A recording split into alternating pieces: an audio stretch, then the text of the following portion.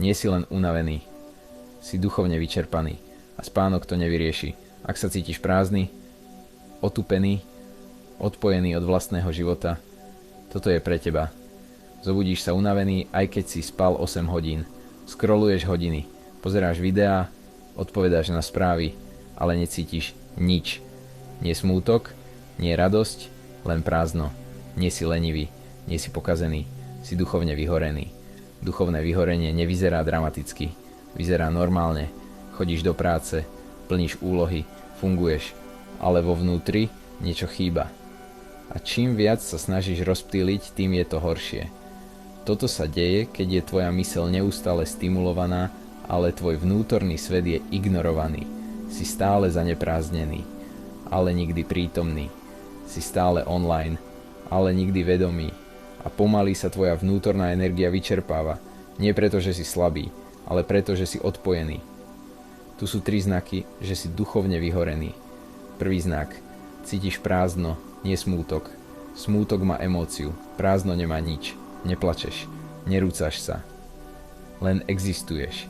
Veci, ktoré ťa kedysi tešili, sú neutrálne. Úspechy pôsobia bez významu. Ani oddych ťa nenabije. To nemusí byť depresia.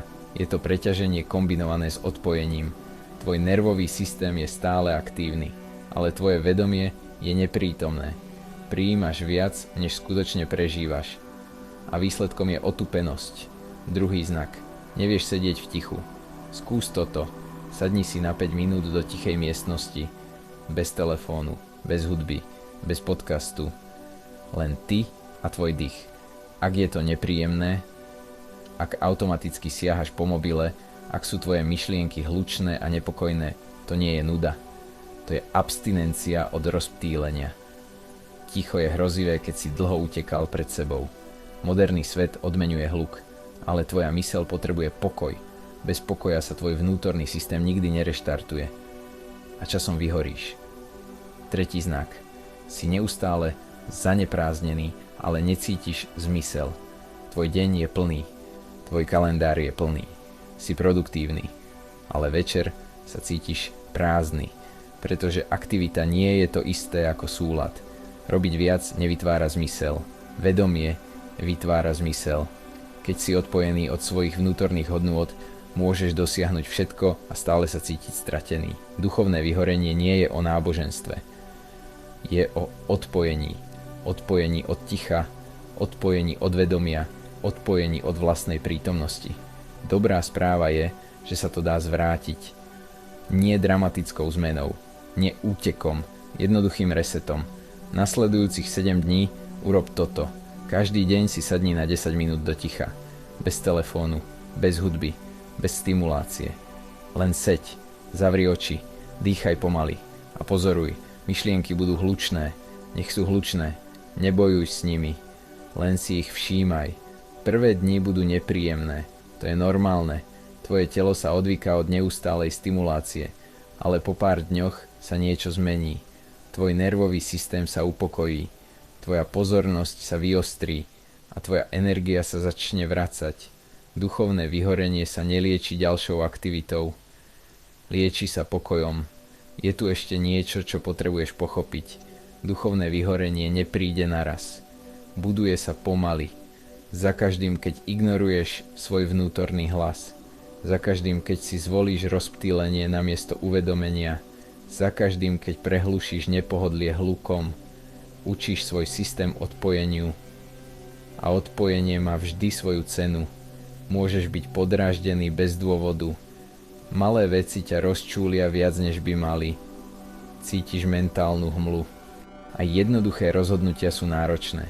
To nie je slabosť, to je vyčerpanie. Tvoja pozornosť je príliš rozptýlená a keď je pozornosť rozbitá, energia uniká. Koľkokrát denne sa tvoja myseľ presunie? Notifikácia, správa, video, myšlienka, porovnanie, strach. Nikdy sa neusadí. A neusadená myseľ nemôže cítiť stabilitu. Stabilní ľudia nemajú ľahší život. Majú stabilnú pozornosť. Možno si všimol, že sa vyhýbaš samote. Zaspávaš pri zvuku. Zobúdzaš sa s mobilom v ruke. Bez pauzy.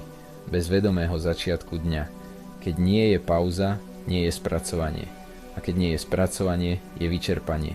Tvoje neprežité emócie sa hromadia. Nevypovedaný stres, neprežité obavy. Ticho nie je prázdne, ticho spracúva. Preto je spočiatku intenzívne, ale práve tam sa vracia energia. Nemusíš meniť celý život, musíš byť viac prítomný v tom, ktorý už máš. Ak si sa v tomto našiel, napíš do komentára slovo reset. A napíš, ktorý znak bol pre teba najvýraznejší. Pretože uvedomenie je prvý krok späť k sebe. Možno čakáš na veľký moment, ktorý všetko zmení, ale návrat k sebe nevyzerá dramaticky. Vyzerá ticho, vyzerá ako chvíľa, keď sa zastavíš namiesto toho, aby si utiekol. Vyzerá ako jeden vedomý nádych, keď by si inak siahol po mobile.